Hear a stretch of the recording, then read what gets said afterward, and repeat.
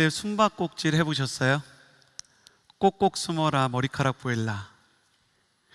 제가 초등학교 때는 PC방이나 노래방 같은 게 없었기 때문에 학교가 끝나면 온 동네 아이들이 모여서 같이 동네 골목에서 놀고 놀이터에서 놀고 서로 어울려서 노는 게 일상이었습니다. 그때 가장 인기 있는 놀이 중에 하나가요, 바로 이 숨바꼭질이었어요. 꼭꼭 숨어라 머리카락 보일라. 술래가 이 이야기를 몇 번 외치는 동안 각자 술래가 찾지 못하는 곳으로 숨어 들어가서 술래가 찾을 수 없게 잘 숨는 겁니다. 동네에서 저희 동네에 이제 숨바꼭질이 너무 과열되다 보니까 아이들이 차 밑으로 들어가고 남의 집 창고에 숨고 벽 타고 남의 집 천장에 올라갔다가 난리가 났던 일들도 기억이 납니다. 왜 이렇게 숨바꼭질이 세대를 초월해서 과거의 제 어린 시절, 그리고 저희 부모님의 어린 시절, 그리고 이미 PC와 스마트폰이 보급된 지금 시대까지 이어지는가를 생각해 보면 사람들의 본능 속에 숨고 싶은 마음, 숨바꼭질의 마음이 있는 것 같습니다. 우리에게 숨기 원하는 마음이 있습니다. 발견되기를 원치 않는 마음이죠. 한국인의 기본적인 정서에는 유교적인 전통이 있기 때문에 항상 부족함을 숨기고 때로는 모난 마음을 감춰야만 체면이 서는 것입니다. 속은 어떻든 간에 보이는 것은 반듯해야 사람들 보기에 부끄러움이 없다는 그런 어린 시절부터 내려오는, 오래전부터 우리에게 계속 계승되어 오는 가르침 때문에 우리는 보이기에 반듯한 것을 유지하느라 진심을 숨기고 우리의 감정도 감추는 것을 배우게 됩니다. 그러다가 견딜 수 없는 수준에 이르게 되면 우리는 관계로부터 도피를 하는 일종의 잠수를 타게 되는 것입니다. 잠수는 나이가 들어서 하는 내면의 숨바꼭질인 셈인 거죠. 사람들 사이에서만, 아니면 사회에서만 사람이 잠수를 타는 게 아니고요, 때로는 우리가 하나님을 피해서 숨바꼭질을 하듯 숨어버립니다. 아담과 하와가 선악과를 먹고 하나님의 낯을 피해서 숲을 사이에 나뭇잎으로 자신들을 감추었던 것처럼 사람들은 교회에 와 있어도 하나님의 손길 아래서, 전능하신 하나님의 시각에서 피할 수 없다는 걸 알면서도 끊임없이 숨바꼭질을 하려고 하는 마음이 있습니다. 오늘 말씀은 하나님을 피해서 영혼의 숨바꼭질을 하는 우리를 위해 하나님께서 주시는 말씀인데요, 두 가지 원리를 나눔으로 우리 영혼의 숨바꼭질이 어느 방향을 향해 나아가야 하는지에 대해 여러분과 나누고 싶습니다. 6절의 말씀을 같이 읽도록 하겠습니다. 6절 함께 읽겠습니다. 시작. 만일 우리가 하나님과 사귐이 있다고 하면서 여전히 어둠 가운데 행한다면 우리는 거짓말하는 것이며 진리를 따라 사는 것이 아닙니다. 아멘. 요한이 노인이 되어 노사도로서 하나님과의 관계가 때로는 침체와 숨바꼭질과 잠수 속에서 멀어지려고 할 때 우리가 어떻게 살아야 되는지에 대해 이야기합니다. 요한이 나이가 들어 하나님 곁으로 갈 때가 되고 보니 하나님과의 우리 사이에서 가장 중요한 건 두 개가 있었습니다. 하나는 사랑이고 다른 하나는 사귐이에요. 사랑이란 하나님께서 가지고 계신 본성이며 우리가 닮아야 하는 가장 높은 덕의 일종이라면, 사귐이라는 것은 그 사랑을 기반으로 우리와 하나님 사이에, 그리고 성도와 성도 사이에, 성도가 믿지 않는 세상을 향해 만들어가야 하는 관계인 것이죠. 이 사귐을 위해, 그리고 이 사랑을 완성하기 위해 나아가는 길에는 잠수를 타거나 숨바꼭질을 하는 일들이 일어나는데, 그때 우리에게 필요한 것 첫 번째는 이것이라는 겁니다. 오른손을 가슴에 얹고 저를 따라해 주시겠어요? 때로는 있는 모습 그대로 나아갈 용기가 필요하다. 때로는 있는 모습 그대로 나아갈 용기가 필요하다. 빛을 향해서 나아가라는 것이고요, 있는 모습 그대로 빛을 향해 걸어가야 한다는 것이에요. 오늘 말씀을 보니까 하나님과 사귐이 있다고 하면서 여전히 어둠 가운데 행한다면 이라고 써 있는데, 이게 무슨 뜻일까요? 하나님과 사귐이 있다고 하면서 여전히 어둠 가운데 행한다. 저는 한때 이 말씀이 하나님을 믿으면서도 계속 죄를 짓는 사람에 대한 이야기인 줄 알았어요. 그래, 이게 죄를 짓는 내 얘기구나. 예수 믿는다고 하면서도 여전히 거짓말하고 분노하고 깨끗하지 않는 생각, 음란함과 교만과 거짓과 탐욕에 물들어 있는 내 얘기구나 하면서 낙심하고 절망이 찾아오는 거예요. 그래서 이어지는 말씀을 보니까 만약 우리가 하나님과 사귐이 있다고 하면서 어둠 가운데 행한다면 우리는 거짓말하는 것이며 진리를 따라 사는 것이 아닙니다. 이 말씀을 보고 그래, 난 진짜 크리스천이 아니야, 예수 믿으면서도 난 어둠 속에 있어, 거짓말하는 것처럼 내 신앙이 위선이야, 진리의 말씀이 하나님의 말씀을 따르고 있지 않아, 가짜 믿음이야, 난 못난 크리스천이구나 라고 생각을 했었어요. 그런데 어둠 가운데 살아간다는 것은 정말로 예수님을 믿지만 성경 말씀을 읽지만 그대로 살지 못하고 죄를 짓는 사람에 대한 이야기일까요? 그렇다면 모든 사람이 다 어둠 속에 있는 거고 누구도 빛 가운데 나가지 못한 거잖아요. 그 의문 속에서 말씀을 계속 읽어보니까 말씀의 문맥이 저의 섣부른 해석과는 조금 다르다는 것을 깨닫게 되었어요. 이어지는 7절 말씀을 같이 한번 읽어보도록 하겠습니다. 7절입니다. 함께 읽겠습니다. 시작. 그러나 하나님께서 빛 가운데 계신 것처럼 우리가 빛 가운데 행하면 우리에게는 서로 사귐이 있고 하나님의 아들 예수의 피가 우리를 모든 죄에서 깨끗하게 해주십니다. 빛 가운데로 행하면 우리한테 사귐이 있는데, 자, 빛 가운데 있는 사람이 어떤 사람인가를 봤더니 하나님의 아들 예수의 피로 모든 죄가 씻어지는 사람이래요. 우리가 빛 가운데 행할 때 예수의 피가 우리를 깨끗게 한다. 이건 뭘 얘기하는 거냐면, 말씀을 읽었으면 말씀대로 살아. 너가 기도하고 찬양하면 그런 마음을 가지고 일상을 다 살아야지. 너한테 왜 죄가 있어? 넌 죄가 있으니까 어둠 속에 있어. 그런 말이 아니라, 죄가 있어도 빛 가운데로 나아가는 방법이 있고 죄가 있어도 빛 가운데로 나아가야 한다라는 걸 보여주는 거예요. 그러면서 실제로 어둠 속에 있는 사람이 누구인가에 대해서 이야기를 하는데 8절 말씀에서 이것을 더 명확하게 보여주고 있습니다. 8절 말씀을 같이 한번 읽어보았으면 좋겠습니다. 같이 읽겠습니다. 시작. 만일 우리가 죄가 없다고 말한다면 우리는 자신을 속이는 것이며 진리가 우리 안에 없는 것이다. 자, 어둠 속에 있는 사람이 누구인가를 보니까요, 자기에게 죄가 없다고 말하는 사람이래요. 그러니까 약간 다른 거예요. 죄를 안 짓는 사람이 아니라 죄를 지었는데 자기 죄를 인정하지 않는 사람.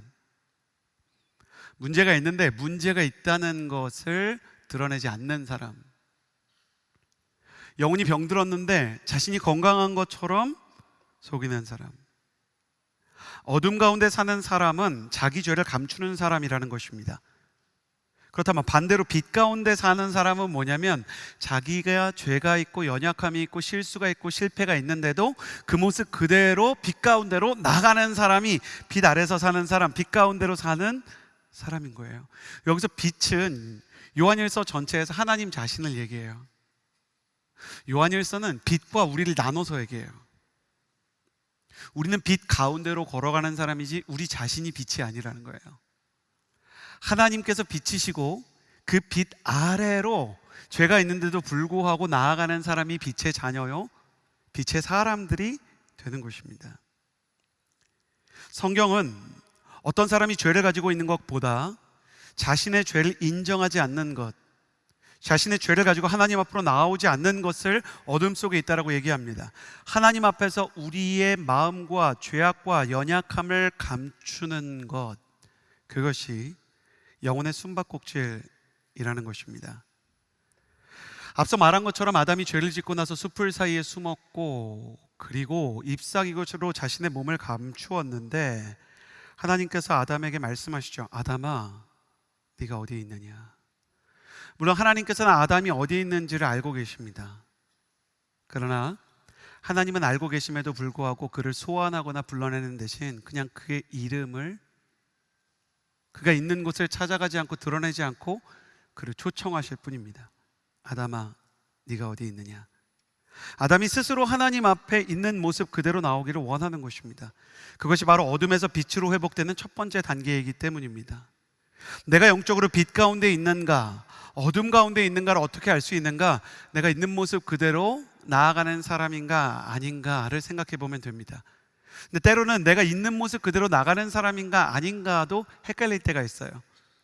그러면 내가 있는 모습 그대로 나가지 않을 때, 하나님 앞에서 나의 죄를 인정하지 않을 때 일어나는 가장 명확한 증상을 말씀드릴게요. 우리는 바이러스가 몸 안으로 들어와도 그 바이러스가 몸 안에 있는지를 모르잖아요. 근데 기침을 하고 열이 나면 감기인 것을 아는 것처럼 우리도 진단할 수 있는 증상들이 있는데, 우리가 회개하지 않을 때, 있는 모습 그대로 나아가지 않을 때 일어나는 가장 명확한 증상은 뭐냐면 다른 사람을 정죄하는 것입니다.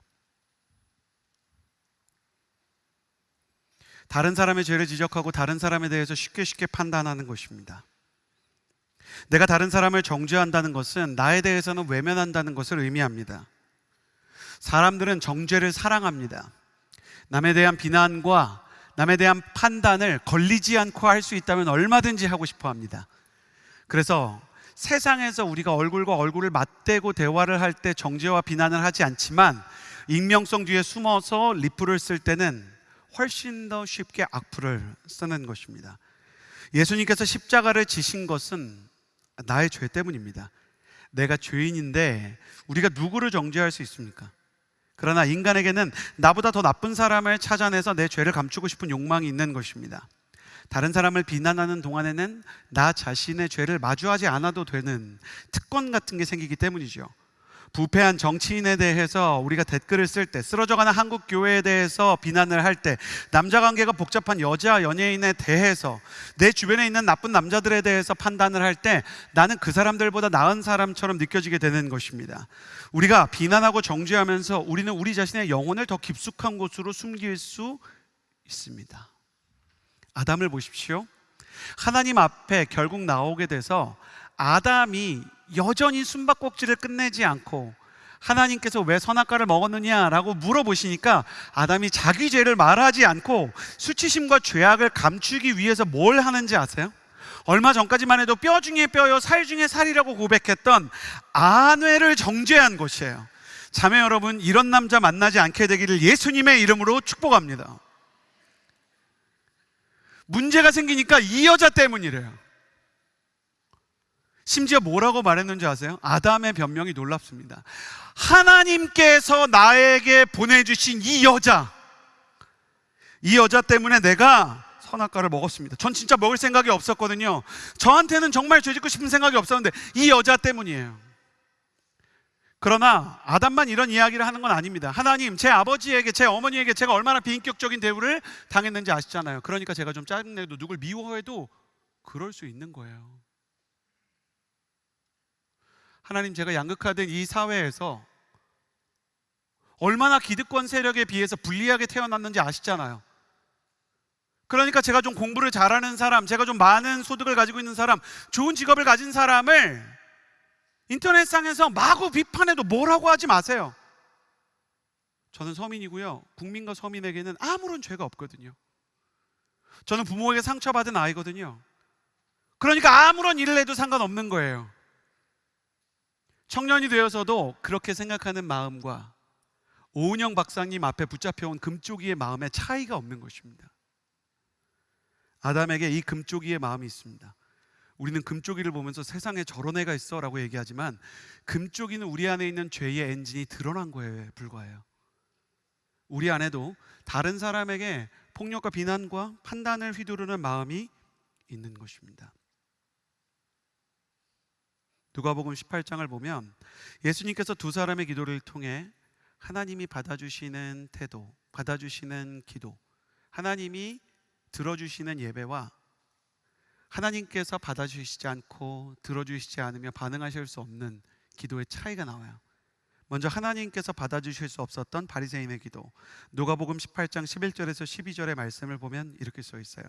하나님이여, 나는 다른 사람 곧 토색 불이 간음하는 자들과 같이 아니하고 이 세리와도 같이 아니함을 감사하나이다. 나는 일해에 2번씩 금식하고 또 소득의 11조를 드리나이다. 나의 예배와 나의 영적인 정체성의 기반이 비교의식 위에 있는 거예요. 여러분, 율법의 가장 큰 무기가 뭔지 아세요? 비교의식입니다. 내가 쟤보다는 낫다. 그러니까 저 사람보다 나은 나는 의인이라는 생각. 이게 얼마나 허망하고 헛된 생각인지요. 여러분, 어느 시골 마을에서 제일 똑똑한 애가 있다고 쳐보는 거예요. 그 시골 마을에는 초등학교도 하나밖에 없고 중학교, 고등학교가 없는데 그런 마을이 있다 칩시다. 애가 혼자 공부해서 1차 함수를 스스로 깨달았어요. 놀라운 아이 아닙니까? 우리 마을에서 야가 제일로 똑똑해요. 아무리 얘기를 해봐야 스탠포드에 들어갈 수 있는 건 아닙니다. 왜냐하면 스탠포드에게는 스탠포드가 뽑고 싶은 학생의 기준이 그 학교에 있기 때문이에요. 사람들 사이에서 비교의식으로 저 사람보다 내가 낫다고 해도 우리의 기준은 타인에 있는 것이 아니고 하나님께 있는 것이기 때문에 다른 사람보다 낫다는 게 아무 의미가 없는 거예요. 더 쉽고 와닿는 비유를 가지고 얘기해 볼까요? 제가 교도소 사역을 가보니까 너무 어렵고 너무 마음이 무너지는 것이요, 예수님을 믿은 교도소 재소자들 중에서도요, 나는 그래도 쟤보다는 나아요, 이 얘기를 계속 듣는 거예요. 너무 힘든 거예요. 목사님, 저는요 사람을 2명만 때렸는데 쟤는 10명 때렸어요. 저는 칼로 찔렀는데 그래도 피해자가 회복이 됐어요. 쟤는 회복이 안 됐어요. 이런 걸 가지고 목사님, 그래도 하나님 보시기에 제가 좀 낫지 않아요? 라는 질문을 실제로 들었을 때 제가 뭐라고 대답해야 되는지 그분에 대한 게 아니라, 그 사람에 대한 황당함이 아니라 나 자신의 모습이 저것과 다를 바가 없다는 데서 느껴지는 근원적인 영적 공포가 있었던 거예요. 우리 모두는 세상이라는 감옥 속에서 모두 수용된 상태로 죄인인 채로 살아가요. 이미 사형을 언도받고 한 번 죽는 것이 사람에게 주어진 것으로 죽을 날을 기다리는 사람들이에요. 이 죄 많은 세상 가운데 감옥같이 살아가면서 저 사람보다는 낫다는 이야기를 해봐야 우리의 죄가 사라지지 않는 것이죠. 그러나 때로 종교는, 교양은, 그리고 문화는 다른 사람보다 내가 나으니까 내가 낫다라는 거짓말을 우리에게 심어주고, 율법주의는 비교의식에 기초하기 때문에 다른 사람을 비난하고 비판하고 정죄해야만 내 안에 안정감을 얻을 수 있는 거예요. 반면 세리는 하늘을 쳐다보지도 못하고 고개를 숙인 채 가슴을 치며 이렇게 기도했답니다. 누가복음 18장 13절의 말씀입니다. 이렇게 써 있는데요, 하나님이여 불쌍히 여기소서, 나는 죄인이로소이다. 하나님께서는 바리새인의 기도에 관심이 없었습니다. 저 사람보다는 내가 낫습니다. 나는 저 행동은 최소한 안 합니다. 그런 태도로 드리는 예배에 관심이 없으셨어요. 그러나 자기 자신의 죄악을 하나님께 올려드리며 하나님 앞으로 나아가 자비를 구하는 예배를 받아주신 것입니다. 이 세리 위로 빛이신 하나님의 은혜가 임하기 시작한 것입니다. 사랑하는 여러분, 하나님과의 친밀한 교제를 원하십니까? 예수님을 만나고 성령 충만한 삶을 살기 원하십니까? 그렇다면 지금 우리에게 필요한 것은, 주님, 바로 내가 죄인입니다. 다른 사람은 모르겠고 내 안에 미움과 시기와 질투와 분노가 있습니다. 있는 모습 그대로 하나님 앞으로 나아갈 용기가 필요한 것입니다. 하나님은 오늘도 우리의 이름을 부르십니다. 사랑하는 아들아, 사랑하는 딸아, 네가 어디에 있느냐? 주님 앞으로 나아가, 주님, 제가 주님이 원하지 않는 마음을 가지고 있습니다. 내가 외면하고 있었던 나의 죄를 그대로 드러내며 하나님 앞으로 나아가야 할 것이에요. 죄로 인해 상하고 깨진 마음과 헝클어진 영혼을 하나님께 드릴 수 있어야 합니다. 우리가 우리의 죄를 직면하고 인정하며 고백할 때 예수님의 십자가 보혈이 우리에게 임하고 성령님의 위로와 충만이 임할 수 있기 때문입니다. 이것이 숨바꼭질을 끝낼 수 있는 첫 번째 원리예요. 그래서요, 이 있는 모습 그대로 나아가기 위해 회개 이전에 먼저 해야 되는 기도가 있는데요, 여러분 가슴에 손을 얹고 저를 따라해 주시겠어요? 하나님 아버지, 다른 사람한테 관심 끄게 하여 주옵소서. 한심한 사람들 보지 않게 하여 주옵소서. 한 번 더 저를 따라해 주시겠어요? 정죄하지 않게 하여 주옵소서. 사랑하는 여러분, 저는 여러분이 율법주의와 비교의식의 거짓말과 속임수에 속지 않는 하나님의 사람이 되기를 예수님의 이름으로 축복합니다. 정죄는 떠나가게 될지어다. 비교의식은 떠나가게 될지어다. 비교의에서 가져온 교만과 자만감도 허물어지게 될지어다. 겸손하게 해달라고, 다른 사람에 대한 정죄를 내려놓고 회개하게 해달라고 고백하는 거예요. 근데 그렇게 정죄를 피하고 나 자신을 하나님 앞에서 죄를 들여다보며 회개하려고 그러면 되게 어렵고 힘들어요. 왜 이렇게 어려운가? 일단 9절 말씀을 같이 한번 읽어보도록 하겠습니다. 이 회개를 어려워하는 우리를 향한 하나님의 말씀 같이 읽겠습니다. 시작. 만일 우리가 우리의 죄를 자백하면 하나님은 신실하고 의로우신 분이시므로 우리를 용서하시고 모든 불의에서 우리를 깨끗게 해주실 것입니다. 아멘.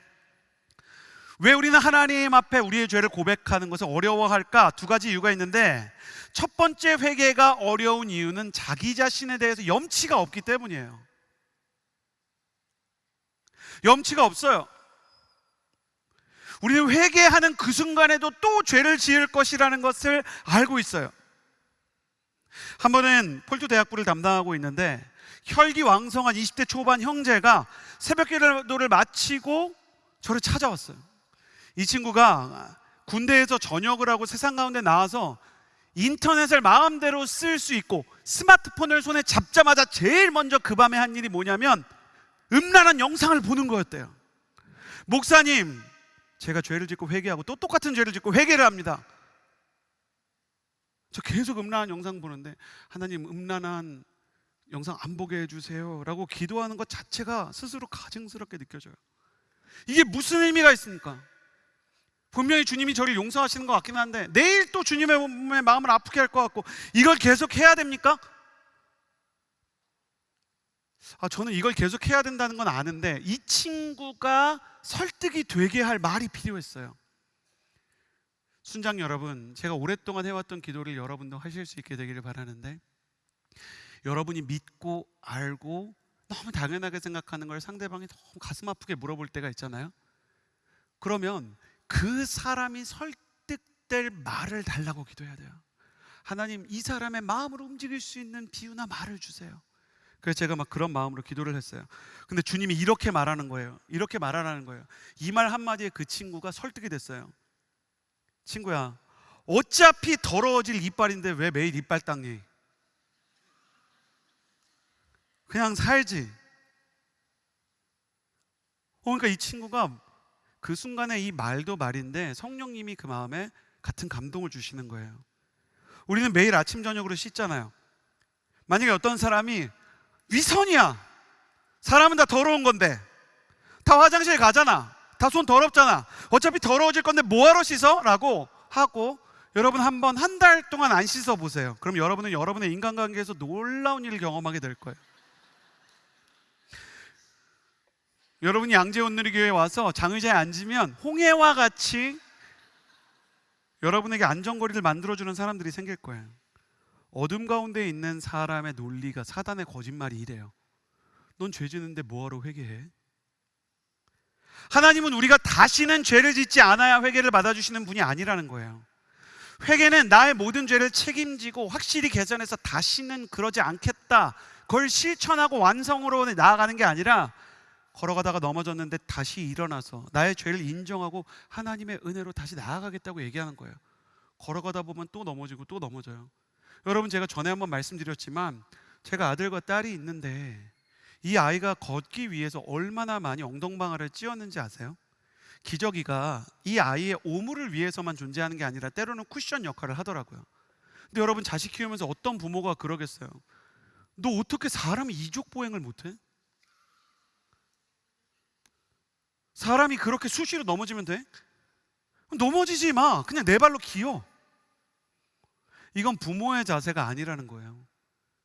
부모는 실수에도 불구하고 그 아이가 나아질 수 있다는 믿음으로, 그죠? 이 아이가 일어나서 걸을 수 있다는 믿음으로 괜찮아, 괜찮아, 다시 하면 돼. 괜찮아, 괜찮아, 놀랬어요? 아빠 여기 있어, 엄마 여기 있어. 그게 회개를 바라보는 하나님의 마음이라는 거예요. 어떤 분은 목사님, 고작 하나님께 그 죄를 지어놓고 말로 잘못했다고 고백하는 게 뭐 그렇게 의미가 있는 일입니까? 이렇게 물어봐요. 그 사람에게 제가, 이거는 얼마 전에 받았던 질문인데, 다시 하나님 설득할 수 있는 논리를 주세요. 여러분, 지금 세계 곳곳에서 전쟁이 일어나고 있잖아요. 이스라엘과 팔레스타인 간에, 또 우크라이나와 러시아 간에. 여러분, 세계 정상이 전쟁을 멈출지언정 미안하다고 말하는 거 보셨어요? 내가 잘못했다고 말하는 거 보셨습니까? 우리가 죄된 인간의 본성으로 가장 하기 힘들어하는 것 중에 하나가 잘못을 다 인정하는 거예요. 남자와 여자가 연애를 하다가 싸우고 내가 잘못했어, 여기까지 하면 어느 정도 좋은 분위기로 갈 수 있는 건 좋은 분위기로 갈 수 있는데, 잘못했어 에서 끝내지 않고, 근데 내가 잘못은 요까지 했는데 넌 잘못한 게 없니? 이러기 시작하면 휴전에서 다시 전쟁으로 나아가는 거예요. 잘못을 인정하고 고백하는 게 쉽고 가벼운 일이 아니라는 겁니다. 우리말에 문제를 해결하는 방법 중에 하나, 상대방의 호의를 받을 수 있는 우리의 말머리 중에 하나가 뭔지 아세요? 염치불고하고라는 말이에요. 염치불고하고, 선생님 좀 부탁을 드리겠습니다. 영적으로 참 좋은 표현이라고 생각합니다. 이것이 정직한 고백과 합쳐지면 염치불고하고 정직하게 고백하며 기도하게 되는 거예요. 이미 많이 회개했던 문제지만 매일 이 닦는 마음으로 회개하는 거예요. 또 우리에게 회개가 어려운 본질적인 이유 두 번째는, 우리는 사랑에 대해서 빚지는 마음, 부담감이 있어요. 사람은 세상을 살면서 내 모습을 있는 그대로 받아주는 사람을 거의 만나지 못하기 때문에 본능적으로 괜찮습니다, 안 도와주셔도 돼요, 이렇게 얘기하는 거예요. 누군가 나를 제대로 다 알면 크게 실망할지도 모른다는 마음 때문에 사람들에게 어느 선까지는 허락하지만 그 선을 넘어서 나를 도와주려고 하면 오히려 부담스러운 거예요. 저희 아내와 아이들이, 저는 이제 여호수아 청년부에서 사역을 하지만 제 아내와 아이들은 강동원 누리교회 집 가까운 곳에서 이제 성인 순모임에 소속도 돼 있고, 아이들은 이제 차세대도 다니거든요. 그러다 보니까 아울리치를 이렇게 가게 되는 거예요. 너무 제가 같이 가주고 싶었는데 순 모임 하시는 분들에게 부담이 될까봐 이제 아침에 보내놓고 어떻게 하면 가족들에게 좀 위로가 될까 싶어서 대청소를 하고 그 어렵다는 냉장고 정리에 도전하기로 했어요. 근데 아무리 생각해도 저 혼자 이걸 해결할 수 없을 것 같아서 어플을 통해서 전문가인 여사님 한 분을 집에 초청했어요. 그래서 이분이랑 청소를 하는데, 제가 그래도 목회자인데 나이가 지긋하신 어르신이 와가지고 집을 청소를 하니까 가만히 있을 수가 없는 거예요. 어르신 식사는 하셨어요? 어르신 혹시 그 여사님 혹시 커피라도 드시겠어요? 빙수 시켜드릴까요? 그리고 냉장고 정리하는데 여사님이 처음에는 웃으면서 참 친절하시네 이러다가 본질적인 말씀 한마디 하시더라고요. 그거 좀 가만히 좀 있어요. 이럴 거면 사람을 왜 불렀어? 그래도 많이 청소하고 싶다 그랬더니 굳이 도와줄 걸 알려주시더니 그분이 저한테 뭘 하셨는지 아세요? 저기 아저씨, 제가 아저씨한테 꼭 하고 싶은 얘기가 있어요. 세상의 모든 것은 다 대가가 있는 사랑인데 대가가 없는 유일한 사랑이 있어요. 그때 저한테 하나님의 아들 예수 그리스도께서 세상에 오셨어요. 조건 없이 십자가를 지신 그분, 예수님을 믿는 믿음이 있으면 사랑을 받는데 용기가 난다는 거예요. 그래가지고 제가 너무 감동이 돼가지고, 이분이 갑자기 막 정말 눈에서 막 눈물이 날 것처럼 수고하고 무거운 짐진 자들아 내게로 오라, 내가 너희를 쉬게 하리라 그랬다는 거예요. 그래서 제가 너무 감동이 돼가지고, 여사님 예수님을 믿으십니까? 예수님을 믿을 뿐만 아니라 권사님이고 자기가 이거 하면서 전도를 그렇게 했다는 거예요. 제가 목사입니다 그랬더니 이분이 완전히 박장대소를 하면서 뭐라 그랬는지 아세요? 목사가 그렇게 사랑받는 걸 어려워하면 어떡해? 믿음이 없어, 믿음이. 너무 충격적이었어요. 그러면서 목사님, 뭐 일을 못 끝내고 싶다면 굳이 도와주시는 거 좋은데 그럼 시키는 일만 하고 너무 어려워하지 마라. 근데 이 여사님이랑 얘기한 게 정말 맞는 것 같아요. 우리는 누가 와서 도와주는 거 되게 부담스럽고 어려운 때가 있는 거예요. 예수를 믿지만 대가 없는 사랑에 대해 힘들어합니다. 이 시대의 청년들은 사람을 믿지 못하고 상처가 많아서 사랑을 하는 것도 받는 것도 두려운 세대가 되었어요. 쿨하다라는 거는 간단한 말이죠. 이 이상은 다가오지 말아줘. 하나님의 사람 다윗도 치명적인 죄를 지었어요. 그는 남의 아내를 빼앗은 뒤에 남편을 죽이고 1년 가까이 회개하지 않았어요. 1년짜리 숨바꼭질을 시작한 거죠. 회개하지 않고도 다윗이 예배에 나갔고요. 있는 모습 그대로 자신의 어둠을 드러내지 않고 여러 사람 앞에서 그냥 하나님에 대한 말만 많았어요. 여러분, 저는 진짜 순모임과 큐티와 1대1이 중요하다고 생각해요. 근데 사람이 예배드리고 1대1하고 큐티하고 순모임 하면서도 1대1을 양육하는 나 자신은 하나님과의 관계가 단절되어 있는 때가 진짜 없나요? 큐티는 좀 괴가 달라서 큐티를 정직하게 하면 하나님 앞에 서 있어야 되죠.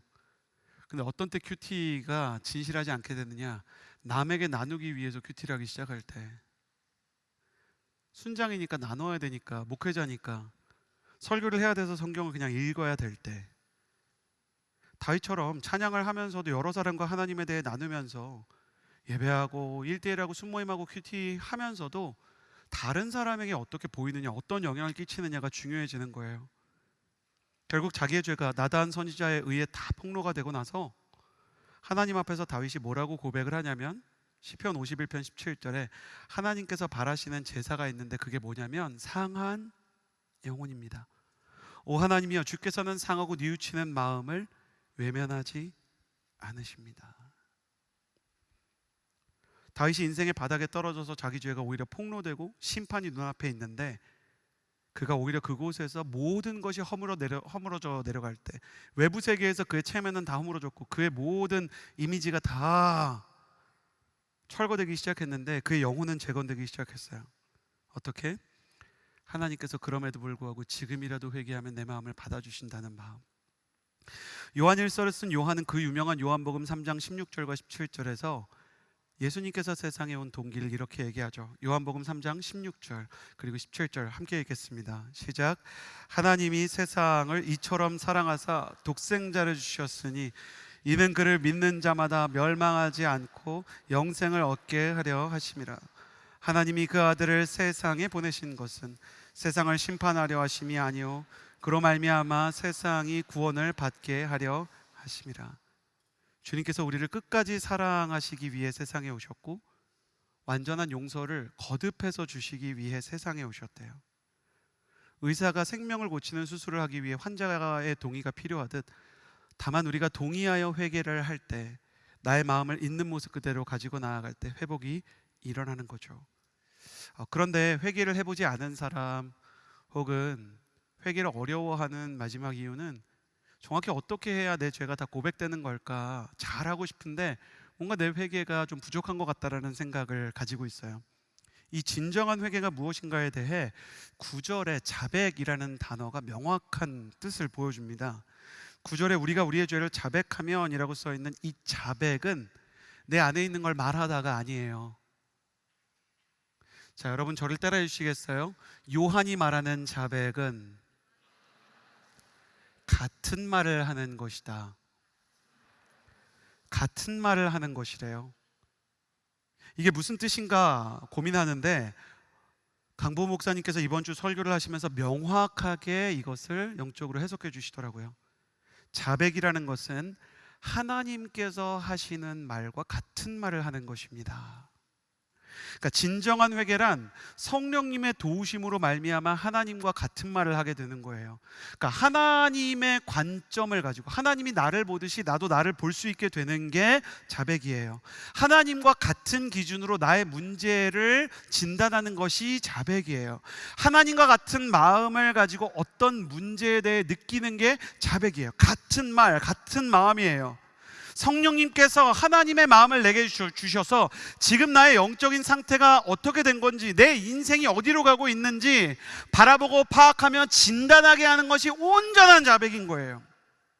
주님이 나의 인생을 보실 때 슬프면 나도 슬픔과 눈물이 터져 나오고, 주님이 나의 죄를 보고 안타까워하면 나도 그 부분이 정확히 아파오고, 주님의 시선으로 그 문제에 대해서 너는 개선해야 된다 라는 마음을 주시면 그 문제를 바꾸고 싶은 열정과 열의가 생각되는 것, 그것이 자백이며 회개라는 거예요. 내 판단, 내 생각, 내 기준으로 이건 죄다, 이건 죄가 아니다를 판단하는 게 회개가 아니라 그럼 회개를 하면서도 내가 주인이죠. 성령님을 통해 하나님께서 보실 때 내 문제가 뭡니까? 내 영혼의 질병이 뭡니까? 저를 진단해 주십시오. 제가 뭐에 대해서 기도해야 될지 알게 해주세요. 제가 회개해야 되는 부분이 있다면 그 부분을 엑스레이 찍듯 MRI 찍듯 보여주셔서 정확한 질병의 위치들과 내가 겪고 있는 문제들에 대해 알게 해주세요. 진단 이후에 온전한 치료가 시작되듯 성령님께서 우리에게 임하셔서 같은 마음을 주실 때 예수 그리스도의 온전한 회복이 일어나게 되는 것입니다. 사랑하는 여러분, 저는 여러분에게 이런 자백, 성령님께서 기름 부으시는 성령의 충만으로 자백하고 고백하게 되는 회개의 역사가 일어나게 되기를 예수님의 이름으로 축복합니다. 성령님의 도우심을 구하십시오. 성령님께서 나에 대해 알려달라고 간절히 기도해야 합니다. 성령님, 주님과 같은 마음을 품게 하여 주옵소서. 성령님, 주님과 같은 시선으로 주님과 같은 진단을 내리는 은혜를 허락해 주옵소서. 그렇게 기도할 때 우리 내면의 질병들이 전부 드러나고 우리의 어둠이 빛 가운데서 차츰차츰 밝아지며 넘어지기를 수없이 반복했던 아이가 끝내 일어나 걷고 뛰게 되듯 우리도 이전에 우리를 넘어뜨렸던 문제들로부터 더 이상 쓰러지거나 넘어지지 않는 균형 감각을 가지게 되는 것입니다. 사랑하는 여러분, 교회는 와 있지만 영혼은 하나님에게서 멀리 숨긴 채 내 아들아 내 딸아 어디 있느냐라는 주님의 음성을 외면하고 숨바꼭질을 하고 계시지는 않나요? 이제는 숨바꼭질을 끝낼 때가 되었습니다. 저희 아들 저희 딸이 어릴 때 제가 가끔 집에 일찍 오는 날이 있으면 아이들이 장롱으로 숨고 침대에 이불 숨고 화장실에 들어가서 불 끄고 그냥 숨었어요. 자동 숨바꼭질 시작이죠. 교회 사역이 끝나면 가정 사역이 시작됐던 것이에요. 아빠가 들어오는 순간은 자동으로 시작되는 숨바꼭질. 사실 집안이 빤하잖아요. 아빠는 다 알아요. 아빠에게 이때 필요한 건 실감나는 연기력입니다. 어디 있지? 우리 아이들 누가 잡아갔나? 호랑이가 업어갔나? 그럼 아이들이 어떻게 하냐면 힌트를 주기 시작해요. 기침 소리를 내거나 부스럭 소리를 내거나 웃음소리를 내면서 그것도 못 찾냐 바보 막 이런 얘기도 하고, 그래도 계속 못 찾는 척하면 짠 하고 어느 순간에 아이가 제 앞에 이렇게 딱 나타나는 거예요. 여기 있지. 이제는 아이들이 다 커서 숨바꼭질을 하고 하지 않는데 가끔 그 장면이 그리워요. 아빠 여기 있지? 하고 딱 아이가 이렇게 튀어나오는 귀여운 얼굴. 그리고 그 장면들을 생각할수록 아빠인 제가 아버지 하나님의 마음을 생각합니다. 하나님 아버지와 자녀된 우리 사이에서 숨바꼭질이 계속되고 있는데 이번엔 하나님 아버지의 마음이 아니라 자녀들의 마음을 생각하게 되는 거예요. 아버지의 집에서 숨을 곳이 없다는 걸 알면서도 아담과 하와처럼 하나님을 피해서 숨은 우리, 그리고 우리를 향해서 주님께서 네가 어디 있느냐 라고 물어보시는데, 찾는 아버지, 찾을 수 있지만 끌어내지 않는 아버지의 마음과 그리고 숨어있는 아이 사이의 거리, 그 여백에 무엇이 있는가를 봤더니 아버지에게는 아이를 기다리는 마음이 있고요, 아이에게 되게 중요한 마음이 있는데 아빠에게 발견되기 원하는 마음이 있는 거예요. 어린아이 같은 믿음이란 발견되기 원하는 마음이 숨고 싶은 마음을 이겨낼 때를 말하는 것입니다. 나를 있는 그대로 받아주는 아버지에게 발견되고 싶은 마음이 우리에게 있어서 염치 없이 예배를 나왔지만 계속해서 하나님의 사랑을 기다리며 주님 저를 찾아주세요 라는 마음이 모든 예배자들에게 있고, 사랑하는 아들아 사랑하는 딸아 내가 어디에 있느냐, 내가 너를 찾기 원한다 라는 음성을 들으며 이 죄 많은 인생 속에서도 주님께서 다시 한번 나를 회복시켜 주시기 원하는 마음이 입 밖으로 나오지 않아도 내 마음속에 그 숨바꼭질 안에 있는 것입니다. 사랑하는 여러분, 여러분의 마음에 주님께 발견되기 원하는 마음이 정말 없습니까? 요한이 이야기하는 하나님의 아들 예수 그리스도와 진정한 사귐 가운데로 들어가기 원하는 마음이 여러분에게 없습니까? 이제는 정말로 숨바꼭질을 끝낼 때가 되었습니다. 나도 나를 믿을 수 없는데 하나님께 다시 한번 기회를 달라는 이야기하는 것이 염치가 없어도 나를 향한 하나님의 사랑이 죄송하고 내 죄를 고백하고 다시 한번 십자가 보혈의 신세를 지는 것이 마음이 아프게 느껴져서 숨고 입을 닫아도 주님께서 내 아들아 내 딸아 내가 너를 찾기 원한다 말씀하시면 아빠 저 여기 있어요 라고 나갈 수 있는 마음이 어린아이와 같은 주님 찾으시는 마음이라는 겁니다. 숨바꼭질을 끝내며 주님께 한 마음으로 이렇게 기도해야 될지도 모르겠어요. 아버지 저 여기 있어요. 한 번 더 저를 용서해 주시고 나의 인생을 변화시킬 수 있는 힘과 능력을 부어 주옵소서. 그것이 여러분의 예배가 되고 인생이 되기를 바랍니다. 제가 여러분을 위해 잠시 기도하겠습니다.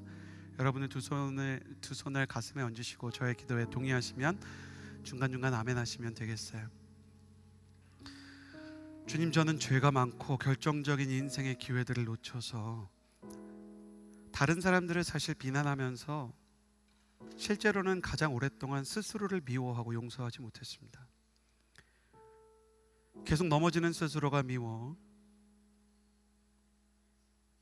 다시 회개하는 것이 부담스럽고 고통스러우며 염치 없게만 느껴졌습니다. 그럼에도 불구하고 아버지의 사랑을 믿는 어린아이의 용기처럼 다시 주 앞으로 나아가기를 원합니다. 주님, 나에게 예수 그리스도의 사랑을 주시고 그 사랑에 힘입어 다시 한번 일어날 수 있는 용기가 생기게 하여 주옵소서. 이제 우리가 성찬에 다시 참여하게 될 텐데 우리가 사도신경을 고백하며 성찬에 참여할 때 나를 위해 예비된 예수 그리스도의 그 거룩한 생명의 양식과 보혈에 참여하여 숨바꼭질을 끝내고 주님과의 관계를 회복하는 은혜와 사랑이 흘러넘치게 하여 주옵소서. 예수님의 이름으로 기도드렸습니다.